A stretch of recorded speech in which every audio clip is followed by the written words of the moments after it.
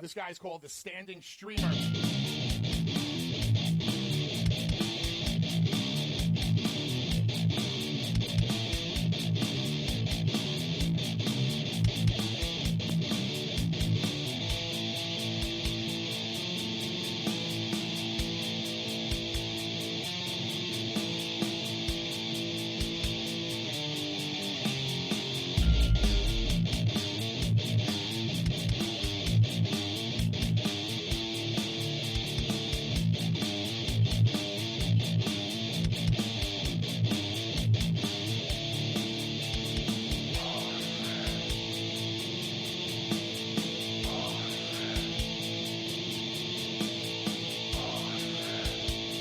Real stand-up kind of guys.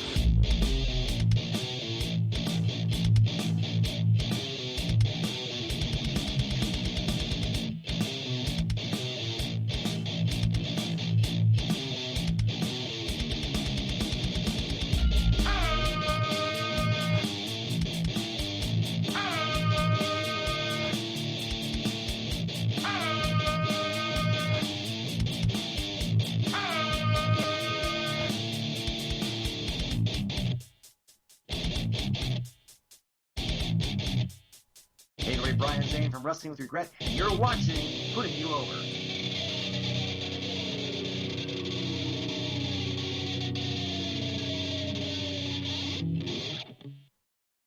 Oh man, I tell you, sorry about that. Bar, bam. How's it going? What's going on? This is Putting You Over. I am the Standing Streamer, and welcome back. We were here earlier with Kyle Kingsley, independent wrestler from Nottingham, from the UK. Tonight at 9, we're going to go live with some. We'll have some people on asking questions as well. We are going to go live with Jimmy Korderas. Referee royalty is how I say it. We're gonna have to turn those lights down just a bit. How you doing, John? Perfect. That'll work. Can't really see this. So it'll be check. Mic check 1 2. Perfect. Because of this. It really is. I know. And it's interesting. All right. Oh, There we get going. all right. Let's do it. Cool. Cut him right off. Poor Zoom. No plug for Zoom. That's Zoom.us for those keeping score at home. Zoom.us. Get it, download it, and have a meeting with your kids' teachers. That's right. Let's go. Let's go. It's like that awkward moment before two wrestlers clash in the middle of the ring. It's like a stare down. Exactly. It's like a test of strength, and Jimmy kicks me in the balls. Oh, no, I wouldn't do that. At least not in front of the referee. Come on. No. Oh, man. You would distract the ref. The ref would get confused and distracted. Exactly. Right. Exactly. We're gonna bring in immediately someone who has seen his fair share of WrestleManias. Not only seen them, he's been involved with them. He's not only been involved with them, he's been in the middle of the squared circle. He is one of the greatest referees in the history of the business. Referee, Hall of Famer should be, the legendary Mr. Jimmy Korderas. Jimmy, how are you, sir? I'm doing great. After that introduction, man, that's a lot to live up to now. Oh, my goodness. I better deliver. Jimmy, it is a pleasure and honor to have you with us, sir. It's a pleasure just to even be able to speak with someone who has seen so much. How have you been doing with all this crazy Corona crisis and stuff? How has it affected you where you are? Well, basically, the show we do up here, Aftermath, we can't go in studio. It's bare bones down there as far as crew at Sportsnet. So we're doing some live streaming from home, the Aftermath crew, myself, Caroline, Nug, and the former Santino Marella, Anthony Corelli, who that's not so bad not being around him. No, I'm kidding. I have to take my shots at Santino. What can I say? But yeah, we're trying our best. Like we were talking before we went on the air here, the challenge is, you want to get out and get some fresh air. And of course, everybody's staying home now. So, Right. I wear this darn Fitbit now and I try to get my 10,000 steps in a day. And I go outside and now there's all these people in the neighborhood walking that I've never seen before. Mhm. So now I'm of two schools of thought. I said, where are all these people coming from? Exactly. Right. They actually live in this neighborhood because I haven't seen them, Yep. Yeah, I get about maybe 10,000 steps a day, but about 5,000 are sleeping. I walk in my sleep. Jimmy, it is again, an absolute honor and pleasure. And Standing and I just wanted to really let you have a platform here to just unload everything that's been happening with you lately, as well as we just wanted to give the nation some insight. We've heard you on Busted Open quite frequently, but it's always tough to really have the amount of time to really, allow someone with your experience to really tell stories and give us some behind the scenes look into, this business that we love so much. And also one of the biggest reasons I wanted to do this and we wanted to get you on is because the wrestling fan has so many levels of passion and so many levels of involvement that there's so many times, that we can maybe see something that's happening and get enraged about it when we shouldn't, or see something and get extremely happy about it when maybe we miss something. And so to have someone that what I love about Busted Open is it helps me be a better fan. It helps me be an educated fan that knows what's happening, but at the same time, because I know what's happening, I enjoy it more. And I don't want to be one of these blind fans that, does not give, any passion or any insight to what I'm watching. I believe the more you know about something, the more you should enjoy it. Do you agree with that? No, I absolutely do. And you mentioned Busted Open, and one of the reasons why I enjoy that show so much is they're always so positive, and when they break down stuff, they break down, even when they critique something, it is not meant to tear down the product. It's not meant to crap on it. You know what I mean? It's meant to, say, hey, this is what we'd like to see to make it better. Yes. That's all it is. It's not like, oh, this sucks, that sucks, these guys are horrible, those guys, they don't know what they're doing and stuff. Right. You listen to bullying, like talking about all the time. If I had the pencil, correct, man, give them the pencil. Damn, some of this stuff is good. Mark is awesome. Mark is always positive. Tommy's super positive. And Dave is Dave. Dave is just a super fan, man. He loves everything. Right. And good for him. See, and that's not to go on a tangent here, but that's one of the misconceptions I think people get with me being a former WWE guy, because my entire career has been WWE. Right. Despite the fact that post WWE, I've made a few small appearances for like House of Hardcore for Tommy. I did one appearance for ROH up here in Toronto and stuff like that. Mm-hmm. But for the most part, basically retired from refereeing and stuff like that, and have moved on to broadcasting is what I do now. So when I watch, whether it's WWE or AEW, I go in with an open mind, and I want to be entertained. And if I critique something, regardless, because I do critique WWE just as much as I critique AEW, for some reason, when you critique one over another, people get all triggered about it, and I don't understand that. Wrestling fans getting triggered? No way. Yeah, I don't understand. It's this weird kind of thing that now that I don't want to say that the fourth wall has been torn down. Right. But now that there's this peek behind the fourth wall and there's an ability to get a better understanding of how the operation works a little bit, it's almost like people think, oh, now that I know how it works, I could I could write the show. Yeah, book me, Vince. I know what I'm doing. Yeah. Give me the pencil. Yes, exactly. And I'm like saying, it doesn't work like that. I've been a hockey fan, a Leaf fan for over 50 years. I'm one of the few guys. Yes, I know. I'm one of the few guys who is still alive the last time they won the Stanley Cup. Against the Bruins, wasn't it? No. What's that? Was it against the Bruins? Oh, it was so long ago. Who knows? It was 1967. That's all I thought they've won recently. No, sorry. No. Sorry to get your hopes up. Oh, my goodness, you did not. Got me right where it hurts. Right there. Oh, come on, Standing. Yeah, that's what I'm here for. No, you're thinking the Raptors, who and the Blue Jays, who have since then. But anyways, I consider myself a hardcore hockey fan. I love hockey. I watch it. I think I know about the game enough where I could say, wow, this guy's playing well. That guy's not doing so good. He's having an off game, whatever. But for the life of me, I don't think I can go behind the bench and coach a team to a Stanley Cup. Right. That's a completely different ballgame. You could a lot more than me. Probably not, no. All right. Well, Jimmy, of course, let's just start right at the beginning. What got you into pro wrestling? I'm assuming at a young age. And then please tell me, from that passion, how did that develop into you actually becoming a referee in the business? Okay, trying to make a long story. As a young kid up here in Toronto, growing up in Toronto, we were so privileged that we got so many different wrestling shows over the course of a weekend on Saturdays and Sundays. We got, Right. of course, the staple up here was Maple Leaf Wrestling, run by the Tunnies, Right. and most of their talent came from the Mid-Atlantic region. But that being said, we used to get the Mid-Atlantic Championship Wrestling weekly show from the Right. Buffalo affiliate station, I think the Buffalo CBS affiliate. I could be wrong. So we had Maple Leaf Wrestling. We had that on Saturday nights after the hockey night in Canada on the Kitchener station, not far from which we got. We had All-Star Wrestling from Vancouver. And then we also on the weekend got International Wrestling from Montreal, Stampede Wrestling from Calgary. Right. There was just so much wrestling on television up here. Mhm. And I gravitated to it. It clicked. Right. And when I got old enough to be able to start attending live, like my brother took me to my first live event at Maple Leaf Gardens when he was in high school and I was just a youngster. He's 9 years older than I am. And I couldn't understand why him and his buddies were cheering for all the bad guys, Right. like for the original Sheik and stuff like that. And I'm going, what's wrong with you guys? I didn't get it. You know what I mean?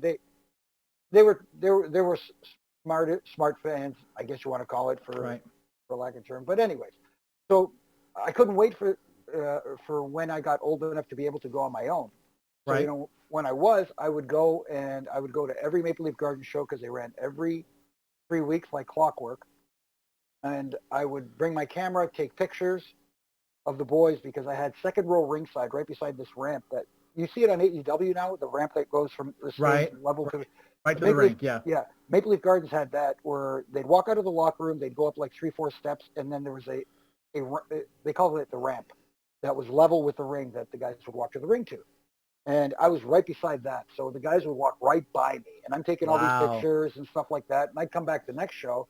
There was a photo developing place up here called Direct Film. They used to double your prints for $1.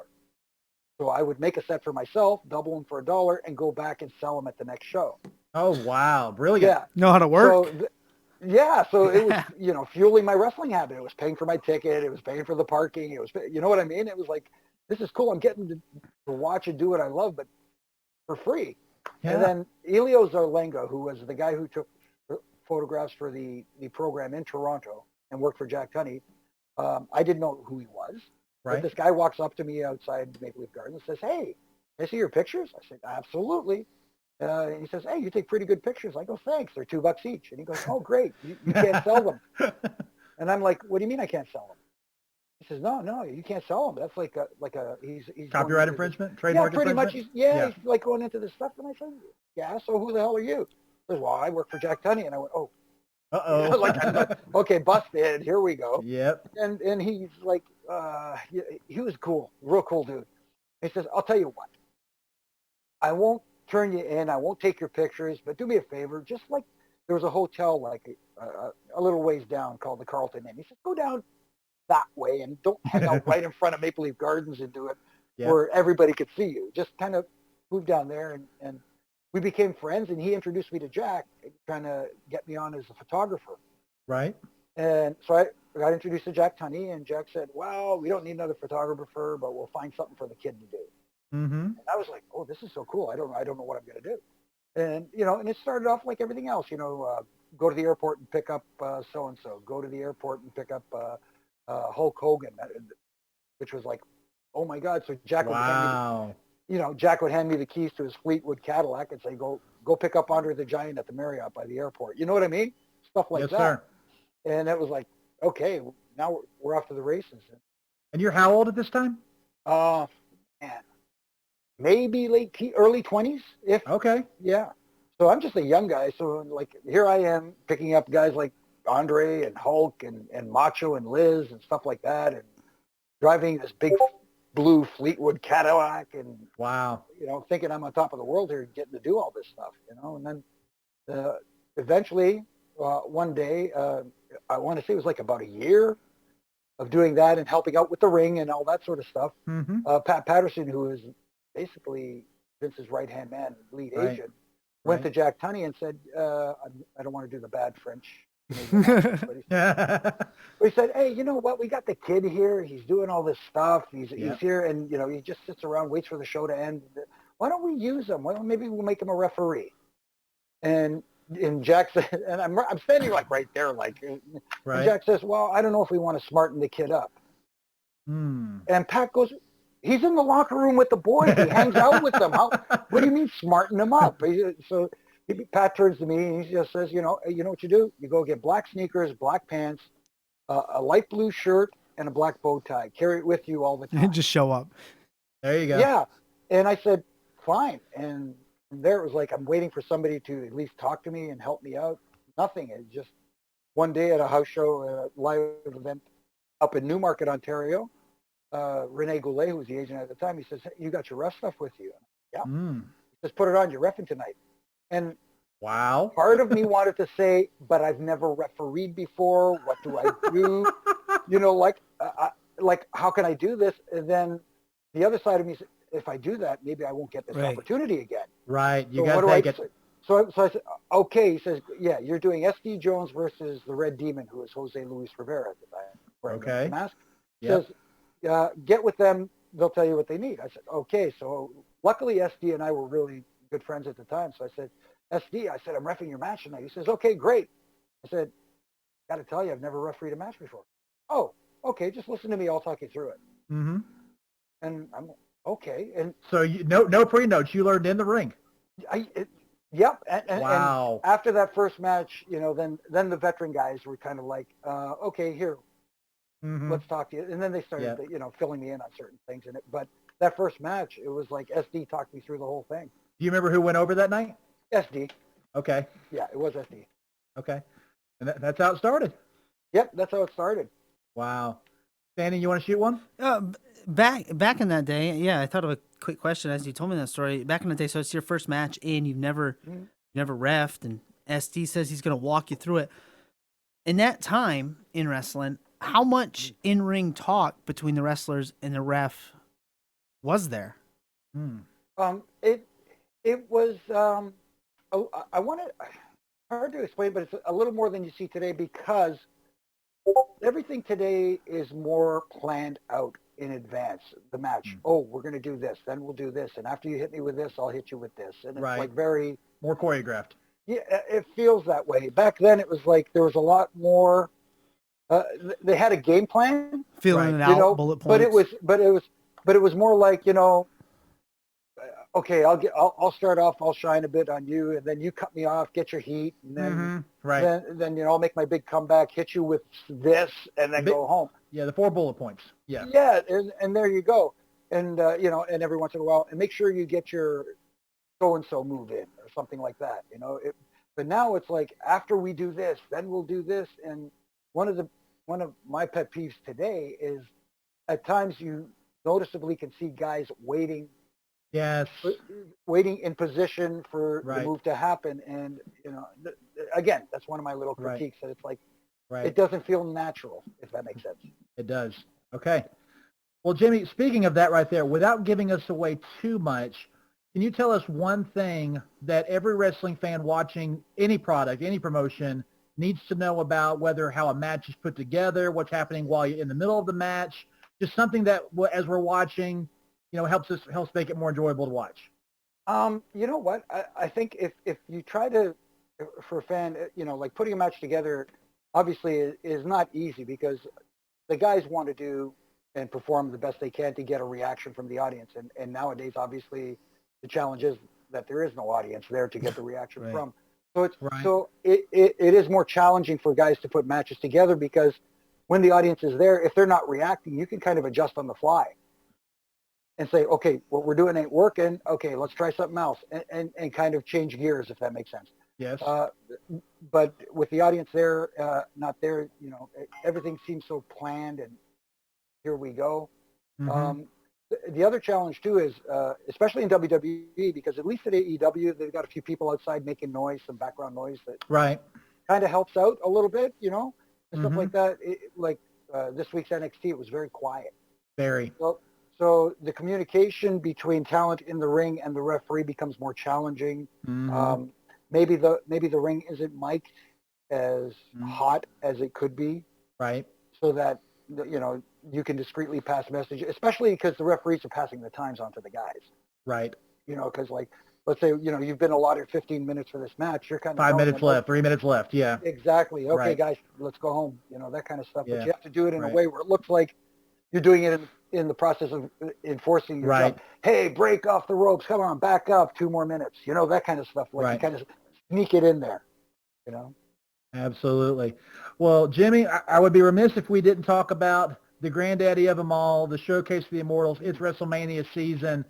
Can you please tell all of us what is your fondest WrestleMania memory and the favorite, and maybe if it's the same thing, was it the favorite match that you worked? Yeah, both. Okay. It's got to be Edge and Taker at WrestleMania 24 is always going to be Mhm. special to me for many reasons. Great match. It was a great match. Two, you don't want to throw the word out there lightly, but two real legends and icons of this business. And I'm a big Undertaker guy to begin with, anyways. Yes. And the Dead Man is my guy. And of course, Edge, hometown boy, even though Orangeville Yes. is a little bit north of Toronto, but we consider that hometown anyways. The special thing for me was not only the fact that I got to work that match and be a part of it, was I wasn't originally scheduled to referee that match. Right. And about, I want to say 2 weeks before, we were in Little Rock, Arkansas, taping SmackDown, and Edge walked into the locker room where we were just hanging out. Everybody's like a normal day at TV, and said, "Jimmy, got a second? Can I talk to you?" And I said, "Yeah, absolutely." He said, "What's up?" He says, "WrestleMania, Taker and I want you to ref our match." Mm. I said, "Oh wow, that means so much, but I'm not the guy to talk to. I'm not in charge of that stuff." He said, "Oh, Right. don't worry about it. Taker's taking care of it." Okay then. Wow. Have you done a lot of Taker matches by then? Yeah. Yeah. I worked a lot with Taker, and I'm, again, not to go back to the role of a referee. The referee is not supposed to be a distraction. Right. Right. A referee is supposed to be unseen until he needs to be seen. He's Correct. He's part of the story, but he's helping the guys tell their story. Right. So, but with Taker, it was a little bit different because you want to do some reaction stuff with him, and not be totally over the top. Like, obviously you're scared and a little bit leery of the Undertaker character, but you don't want to go, "Oh," like this, Right. All it has to be is when he turns to you, you just go, "Oh," something subtle. It doesn't have to be over the top, Gotcha. because technically it's not about you. Mm. The other guy, the Right. heel, could be the guy who's, I don't know what kind of language restriction you have here, but Whatever you're comfortable with. no, but the heel could be the guy who's scared shitless. Mm. I am too, but I can't be reacting over the top. That's his job. Right. You know what I mean? I'm just there to help facilitate the story being told. Jimmy, what's funny about that match for me, and Standing, please feel free to reflect on it a little bit for you as well, was we had seen Edge in different scenarios, like when he cashed in Money in the Bank on John Cena, the rivalry the two of them had in 2006. But that match with Undertaker and Edge, I didn't watch it live. I watched it on the DVD when it came out like 2 months later. That was the first time I'd ever seen someone allow Edge to show just how good Edge is, if that makes any sense. Because we'd seen him take risks, we'd seen the spears, we'd seen the high-risk maneuvers, but technically the reversals, how he kicked out of things, how he set up the Undertaker, and when you thought Undertaker's gone for this move 100 times, it always connected, but on this time with Edge, it didn't connect. Those kind of things, I walked away from there with so much more respect for Edge than I did that Undertaker got the win, because, of course, I was pulling for Taker because I pull for the faces and I boo the heels. Right. But at the end of that match, I found myself going, holy cow, how good is Edge? And that was, yeah. That's just like Bully says every day. Just because you don't go over doesn't mean you don't get over. And Edge got over that night. He did. Exactly. And he also says, and he's completely right about this, obviously it's not written in stone, but guys usually don't, air quote here, get it until they get to that like mid-30s, late 30s, almost into their 40s kind of thing. You know what I mean? And Edge, as talented as he was, and as good as he was psychology-wise, he really excelled in that match, and a lot of it had to do because Taker is a great storyteller. Yes. And everything, it just felt so good that night. Everything felt like it clicked. Absolutely. Jimmy, with the crazy coronavirus circumstances right now, what do you think is going to be the hardest and maybe most difficult obstacle for the referees and the wrestlers, the talent, to deal with at this year's WrestleMania? Other than the communication we talked about a little bit earlier, again, it's that this uncharted water. Like WrestleMania, everybody's so geared to having like now 70,000 people or Yeah. whatever it is inside of a stadium and getting that crazy noise, and you're not going to have that, and it's going to feel completely different, and it's going to be unique. I'm not saying it's going to be bad or good. Right. Either way, again, going in with an open mind. I'm keeping my mind open. I'm hopefully going to be entertained. And as we know, it has been taped already. Right. And thank you to whoever has been keeping a secret, not putting spoilers out there. Thank you, guys. Finally, you know what I mean? Yes. So the challenge, I think, again, as we talked about, without having that audience there, as the match is progressing, like I said, there's no gauge to change the match on the fly. Which WrestleMania match this weekend do you think is going to be the hardest one to really have the WrestleMania caliber performance that we're so used to because of these circumstances? I think the caliber performance will be there, but the reaction again, like there's so much emotion tied up in the Edge and Randy Orton match. They've done a masterful job of telling that story of the comeback, and now the comeback being squashed, and Randy talking about how Edge basically saved his career, and he's trying to save him by ending his or so. Right. The story Right. being told there has been brilliant, and that's a match that needs an audience to feed off of. Right. Or the audience, to get that immediate reaction. And I'm not saying it's going to hurt the match. Those guys are going to go all out. They're going to perform. They're going to give us one hell of an effort. But again, without that crowd noise, it's going to be very difficult for them. Is that the match you would ref this weekend, or is there another one that you really would want to be a part of? If I had a choice, that would be the one. That would be the one? Yeah. There's not a lot of rules to follow in a last man standing You match. gotta so I do don't much. have to Very enforce- true. Yeah, I don't have to do a lot of enforcing. All you got to do is count to 10. Exactly. And Yeah. either that or maybe, again, I'm a Taker guy, which is kind of cool, but I got this thing about cemeteries. I'm assuming that's where it's taking place, and that's Probably. And Or an airplane field. oh, there you go. Some people won't get that, but that's all right. Yeah. Because back in the day, the Boneyard match was actually in the back of the bus on the overseas tours where they played dominoes. But Interesting. old school reference to dominoes being called bones, but Absolutely. I digress. Fanny, go ahead. I'm just overwhelmed with that reference to bones as dominoes.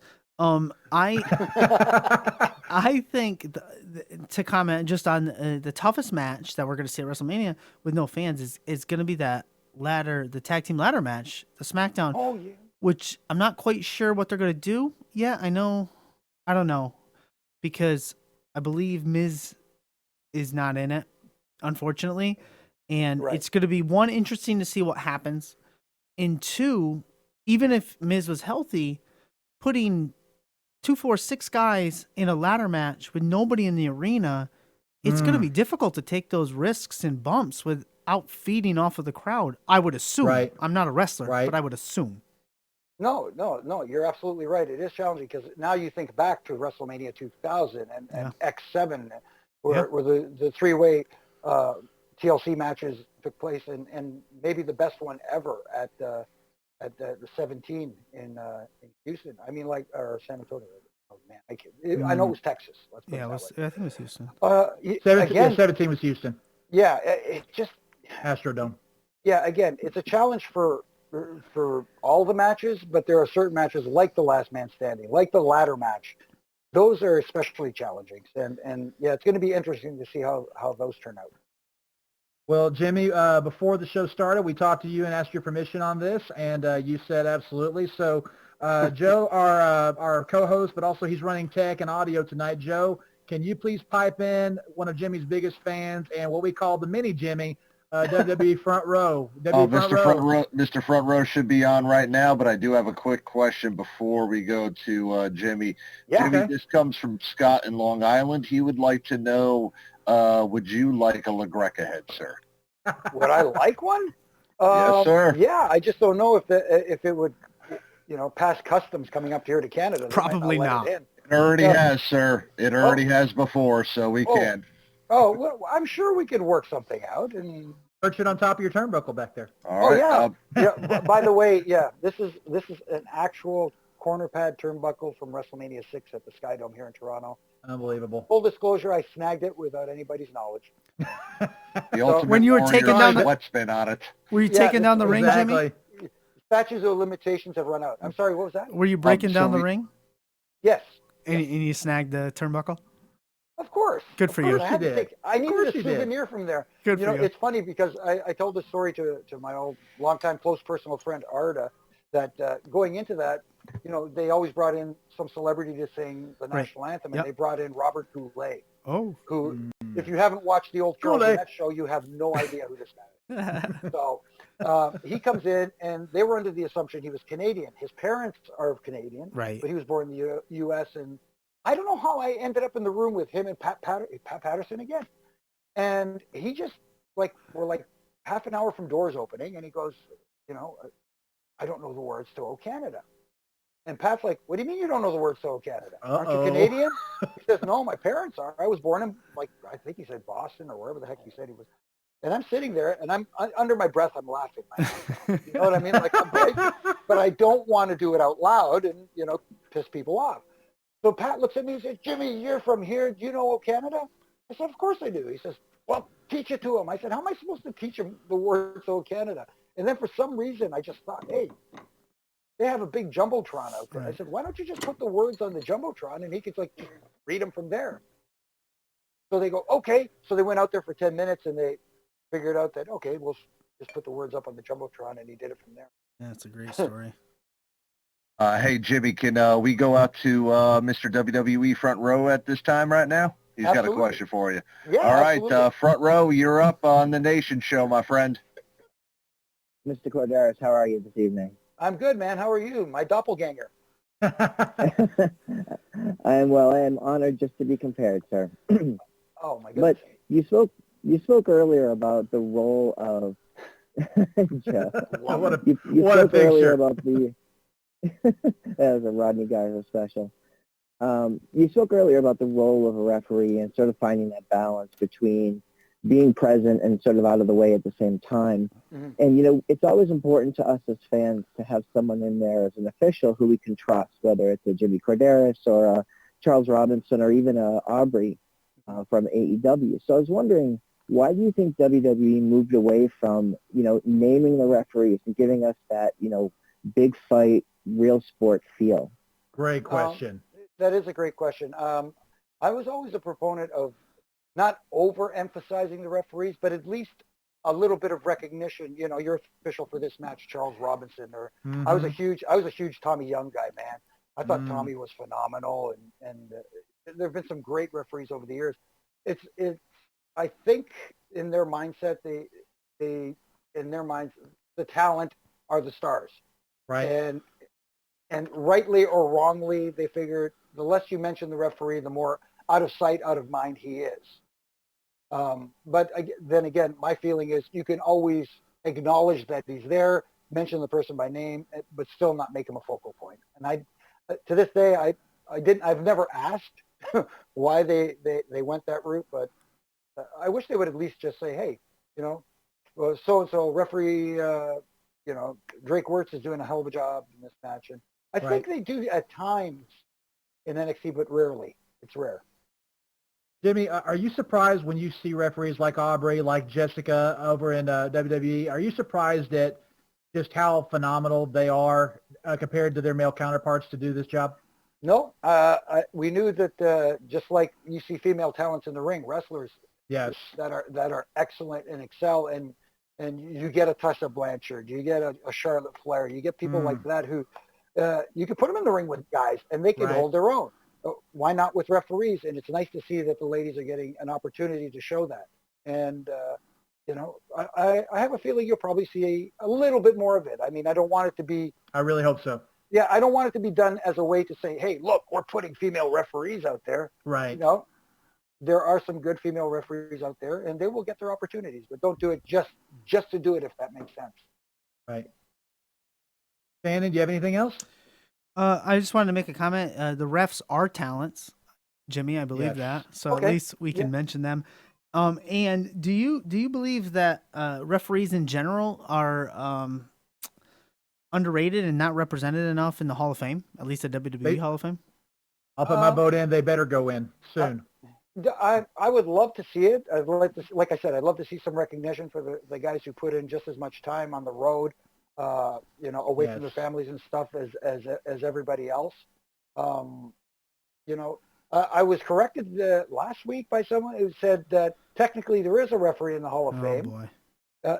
Teddy Long, but Teddy Long didn't go into the Hall of Fame specifically as a referee. He was a general Correct. manager. He was a manager. Correct.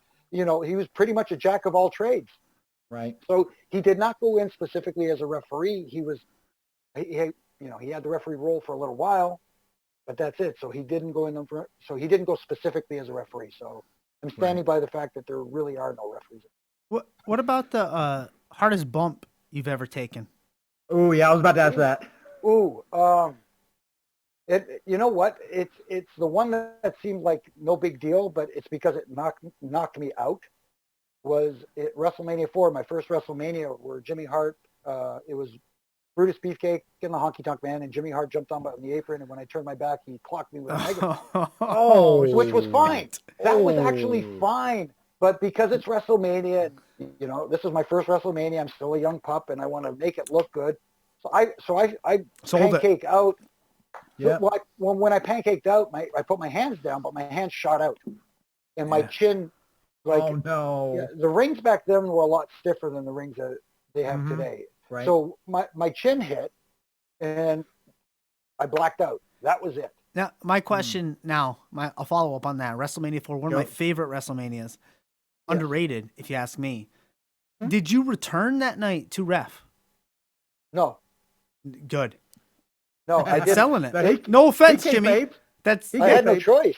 Yeah. I had no choice. I was like, if you go back and you watch, the crazy thing is, I was supposed to eventually come to and ring the bell, but the only thing I remember is I want to say it was Joey Morella came out and he's Joey shaking Morella. me, and he's going, "Are you okay?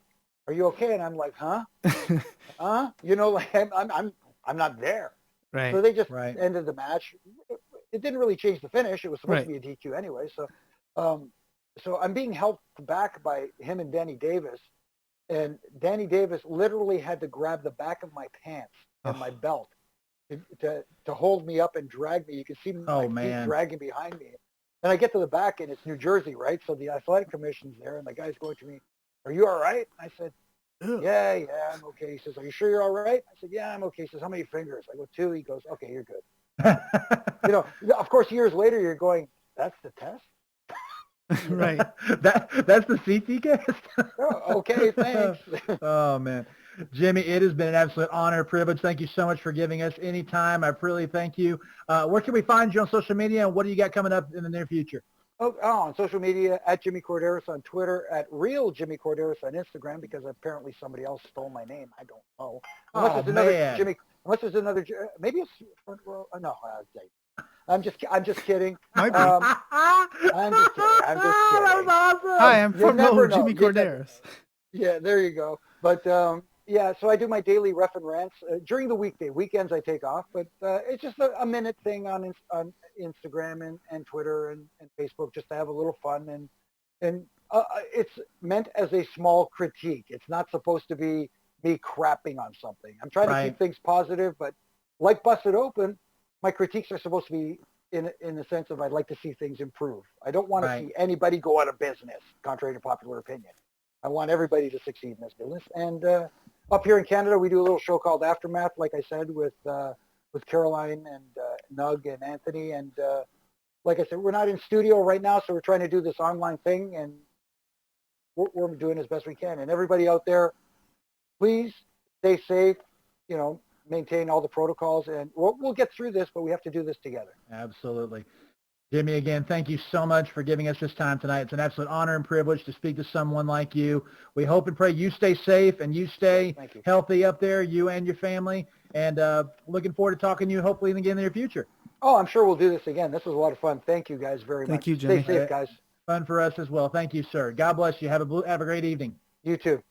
All right. I'm Guys, thinking I had a lot of questions that I could have asked, and I kept looking at my watch. Yeah, and I was same like, here. oh man, we got to let him go soon.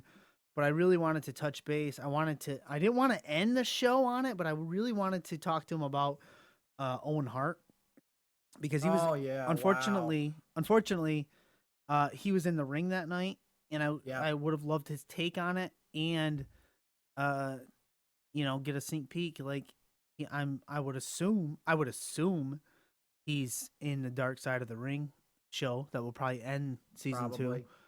This guy's called the Standing Streamer. I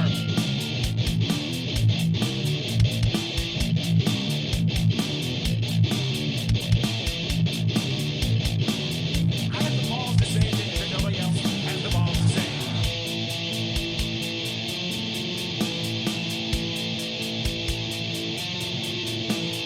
The champ is here!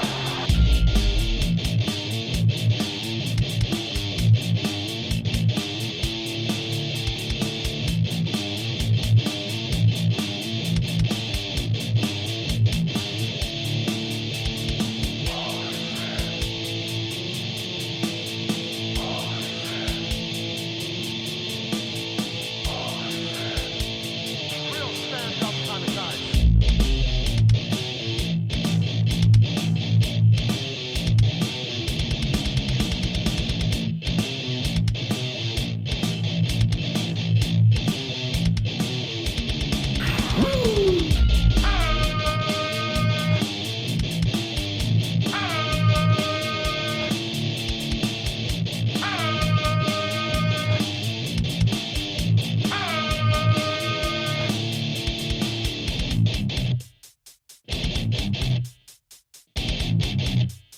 Hey, everybody, Brian Zane from Wrestling with Regret, and you're watching Putting You Over.